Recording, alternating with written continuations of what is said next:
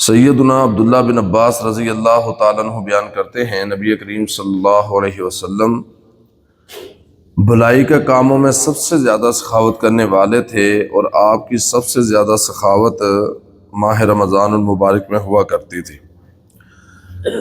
اس مہینے کے اندر قرآن کا دور کرنے کے لیے جناب جبریل علیہ السلام آپ سے ملتے، تو آپ کی سخاوت اتنی زیادہ اور اس طرح عام ہوتی کہ تیز ہوا سے بھی زیادہ پیارے پیغمبر علیہ الصلوۃ والسلام کی سخاوت ہوا کرتی تھی۔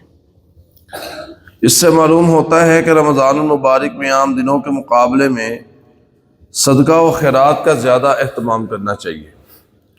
صدقہ و خیرات کا مطلب ہے اللہ کی رضا جوئی کے لیے مساجد پر خرچ کرنا، مدارس پر خرچ کرنا، فقراء، مساکین، یتامہ و بیوگان اور معاشرے کا معذور اور بے سہارا لوگوں کی، افراد کی ضروریات کے اوپر خرچ کرنا، ان کی خبر گیری کرنا، بے لباسوں کو لباس پہنانا، بھوکھوں کو غلہ فراہم کرنا، بیماروں کا علاج معالجہ کرنا، یتیموں اور بیواؤں کی سرپرستی کرنا، معذور کا سہارا بننا، مقروضوں کے قرض ادا کرنے میں، قرض کے بوجھ سے ان کو نجات دلانے میں، اور اس طرح کے دیگر افراد کے ساتھ تعاون اور ہمدردی کرنا۔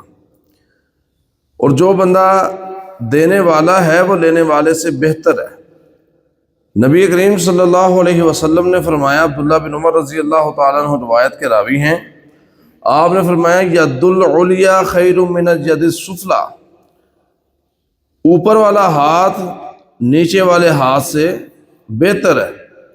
اور اس کی وضاحت بھی خود پیارے پیغمبر علیہ الصلوۃ والسلام نے فرمائی، ید العلیٰ ہی المنفقہ، اوپر والا ہاتھ دینے والے کا ہے، والسفلی ہی السائلہ، اور نیچے والا ہاتھ مانگنے والے کا، لینے والے کا ہے۔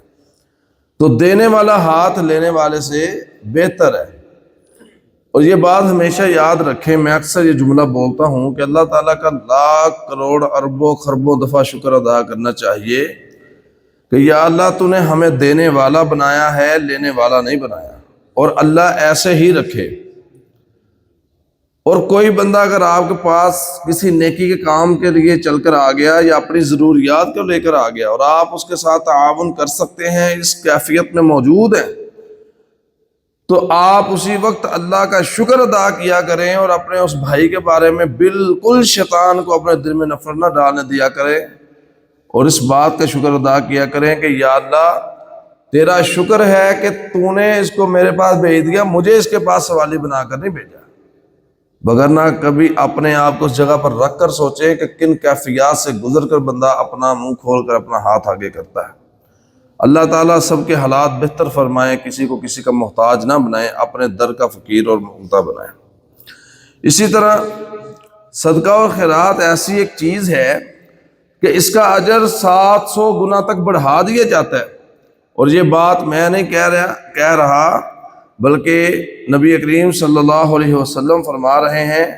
سیدنا خریم بن فاتق رضی اللہ تعالیٰ عنہ اس حدیث کے راوی ہیں، فرمایا من انفق نفقۃ فی سبیل اللہ، جو شخص اللہ کے راہ میں کوئی چیز خرچ کرتا ہے، کتبت لہ ب700 ضعف، اس کے لیے وہ چیز 700 گنا تک بڑھا کر لکھ دی جاتی ہے۔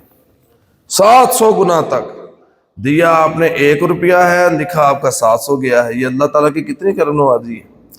اور اسی طرح ایک اور حدیث ہے کہ جو بندہ ایک کھجور کا دانہ اللہ تعالیٰ کے راستے میں خرچ کرتا ہے، اللہ کے راستے میں دیتا ہے نا، اللہ تعالیٰ محبت کے ساتھ اس کھجور کے ایک دانے کو اپنے دائیں ہاتھ میں قبول فرماتے ہیں۔ اس حدیث سے یہ بھی پتہ چلتا ہے کہ اللہ تعالیٰ کا وجود ہے کیسا ہے، جیسی اس کی شان ہے ویسا ہے۔ اللہ تعالیٰ اس کو اپنے دائیں ہاتھ سے قبول فرماتے ہیں، پھر آپ کے دیے ہوئے اس ایک کھجور کے دانے کی اللہ تعالیٰ پرورش کرتے ہیں۔ آقا فرماتے ہیں یہاں تک کہ وہ ایک کھجور کا دانہ پہاڑ کی شکل اختیار کر جاتا ہے۔ اور پرورش اللہ ایسے کرتے ہیں، پیارے پیغمبر علیہ السلام نے اس کی مثال دی، جس طرح تم میں سے کوئی ایک بندہ اپنے گھوڑے کے بچے کی پرورش کرتا ہے، اللہ ایسے اس کھجور کے دانے کو پالتے ہیں۔ اور اگر آپ نے کئی کھجوروں کے دانے اللہ کے راستے میں دیے ہیں تو کئی پہاڑ آپ کے لیے صدقات و خیرات کی شکل میں قیامت والے دن آپ کو مل جائیں گے انشاءاللہ۔ اسی طرح جو بندہ اپنے گناہوں سے معافی چاہتا ہے، سیدنا معاذ بن جبل رضی اللہ تعالیٰ عنہ روایت کرتے ہیں، نبی کریم صلی اللہ علیہ وسلم نے فرمایا الصدقۃ تطفئ الخطیئۃ کما یطفئ النار الماء، صدقہ گناہوں کو ایسے مٹا دیتا ہے جیسے پانی آگ کو بجھا دیتا ہے۔ آگ کے اوپر پانی ڈالیں آگ ختم ہو جاتی ہے، بجھ جاتی ہے۔ اسی طرح صدقہ انسان کے گناہوں کو مٹا دیتا ہے۔ اور ایک حدیث کے اندر پیارے پیغمبر علیہ السلام نے فرمایا اپنے بیماروں کا علاج کرو صدقے کے ذریعے۔ جب تمہارے گھر میں کوئی بیمار ہو، اس کو شفا نہ ملتی ہو، اپنا مال اللہ کے راستے میں خرچ کرنا شروع کر دو، اللہ تمہارے بیمار کو شفا عطا فرما دیں گے۔ اور اسی طرح ایک اور حدیث کے اندر ہے، پیارے پیغمبر علیہ السلام فرماتے ہیں اللہ تمہارے اوپر کسی وجہ سے غضبناک ہو جائے نا، تمہارا صدقہ واحد وہ چیز ہے جو اللہ کے غضب کو بھی ٹھنڈا کر دیتا ہے۔ اللہ اس قدر پیار محبت فرماتے ہیں۔ اور صدقہ یہ انسان سے مصائب و آلام دور کرنے کا ایک ذریعہ ہے۔ اما عائشہ رضی اللہ تعالیٰ عنہ بیان فرماتی ہیں نبی کریم صلی اللہ علیہ وسلم کے دور کے اندر ایک دفعہ سورج گرہن لگ گیا، لوگوں نے طرح طرح کی باتیں کی، اور ایک موقع پر تو نبی علیہ السلام کا بیٹا ابراہیم فوت ہوا، تب سورج گرہن لگ گیا۔ لوگ کہنے لگے دیکھیں نبی علیہ السلام کے بیٹے کے دنیا سے جانے کی وجہ سے سورج گرہن بھی سورج بھی بے نور ہو گیا ہے، سورج کو کتنا غم ہے۔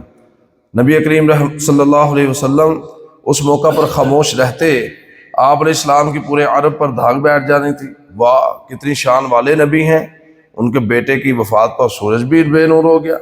لیکن جب بھی کبھی کسی نے غلط جملہ اپنی زبان سے بولا، نبی علیہ السلام خاموش نہیں رہے، آپ علیہ السلام نے فوری اگلے کی عقیدے کی، صحابہ کے عقیدے کی اصلاح فرماتے ہوئے ان کے درست عقیدے کو بیان کیا۔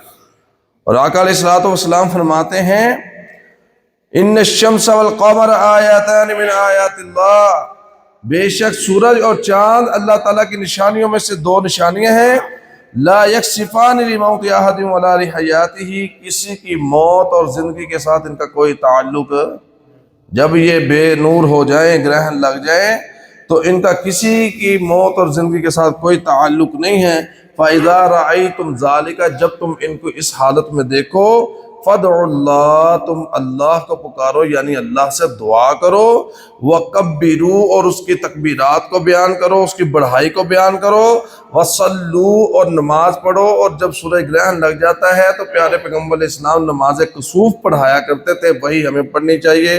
وَتَصَدَّقُوا، اور آقا فرماتے ہیں پھر اپنا مال اللہ کے راستے میں خرچ کرو، یعنی صدقہ کرو، یہ مصائب و آلام سے بچانے کا ذریعہ ہے۔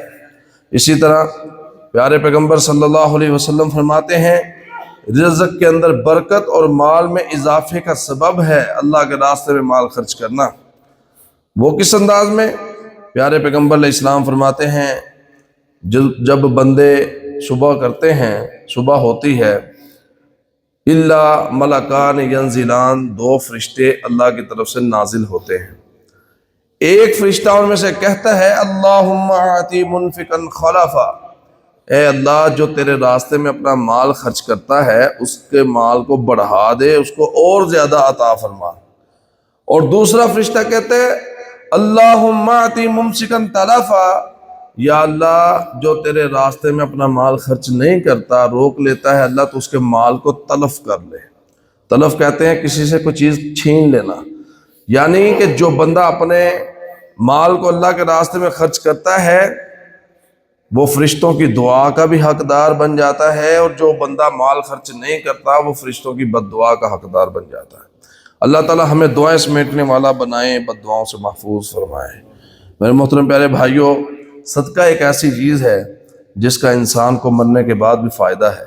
نبی کریم صلی اللہ علیہ وسلم نے فرمایا جب انسان مر جاتا ہے، دنیا سے چلا جاتا ہے، تو تین چیزوں کے علاوہ اس کے اعمال کو منقطع کر دیا جاتا ہے، اس کو کوئی چیز فائدہ نہیں دے سکتی۔